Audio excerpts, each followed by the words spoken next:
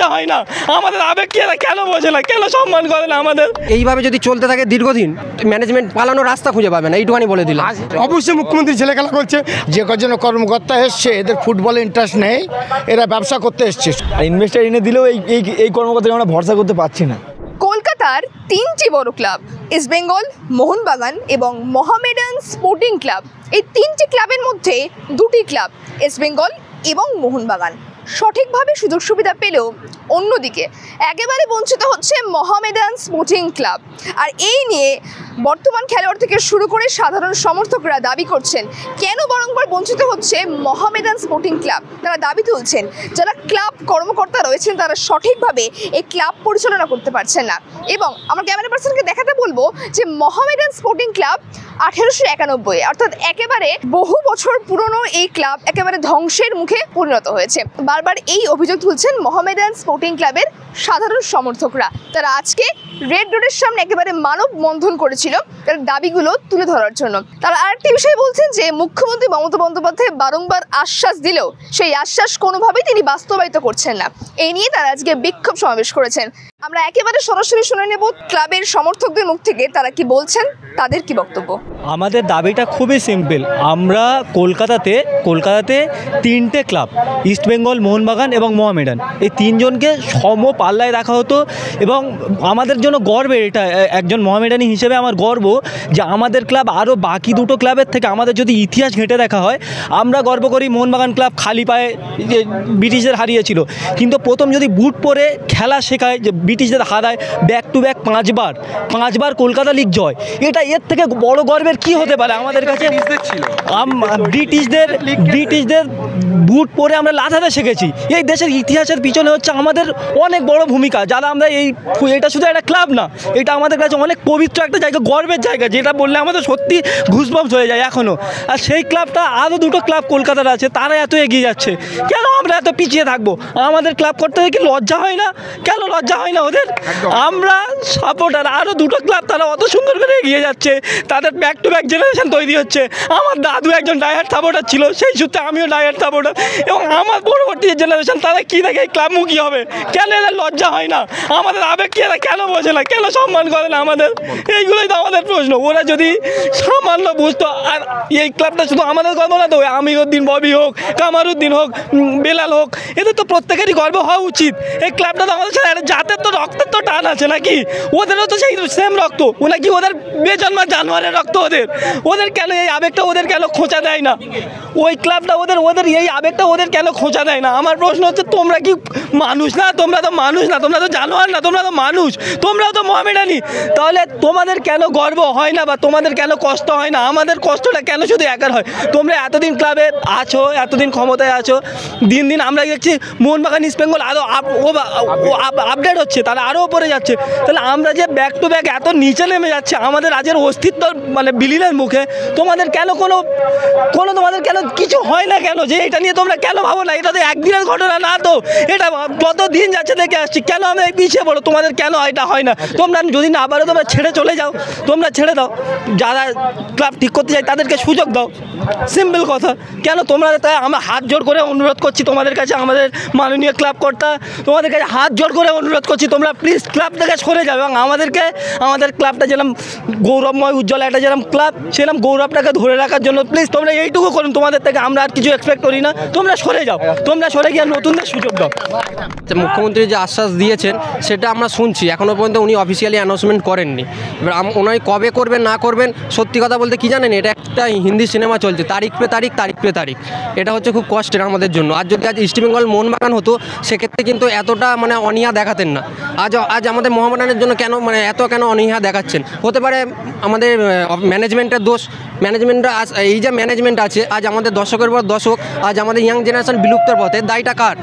দায়টা নিশ্চয়ই ম্যানেজমেন্টের। সেইভাবে মানে আমাদের ইয়াং জেনারেশনদের উদ্বুদ্ধ করেননি। আর একটা কথা ম্যানেজমেন্টের উদ্দেশ্যে আমরা বিশেষ করে বলে যেতে চাইছি যে এটা হচ্ছে তরুণ প্রজন্ম, এটার সেই সময় পাল্টেছে, যুগ পাল্টেছে, এটা কিন্তু দিনের পর দিন আমরা সহ্য করব না। আমরা কিন্তু ছেড়ে কথা বলবো না। আমরা ইয়াং জেনারেশন, বারবার বলছি ইয়াং জেনারেশনের কিন্তু ক্ষমতা অনেক, সেটা শুধু আমাদের কলকাতা বলে নয়, সারা ওয়ার্ল্ড দেখছি ইয়াং জেনারেশন কী করতে পারে না করতে পারে। এটা হচ্ছে সামান্য ম্যানেজমেন্ট। এটা কি নেপালের মতো জেনজি বিপ্লব হবে নাকি?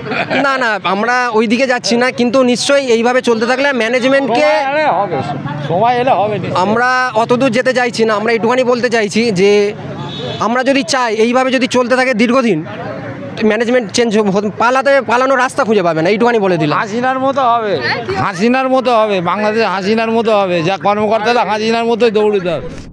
This is regarding to our Mohammedan Sporting Club, which is named after Prophet Muhammad sallallahu alaihi wasallam. This club is one of the oldest club of India. This club is very rich in history, but due to corruption, our club is dying. Today we are here to protest. We want we want resignation from this bad management. Today we must have to take some step. We want a good management and a good investor. Jan Jan Mohammedan, Dil Dil Mohammedan. দীর্ঘদিন ধরে আমাদের ইনভেস্টারের সমস্যা, investor আমাদের হচ্ছে না বা দিদি ইনভেস্টার দিচ্ছে না।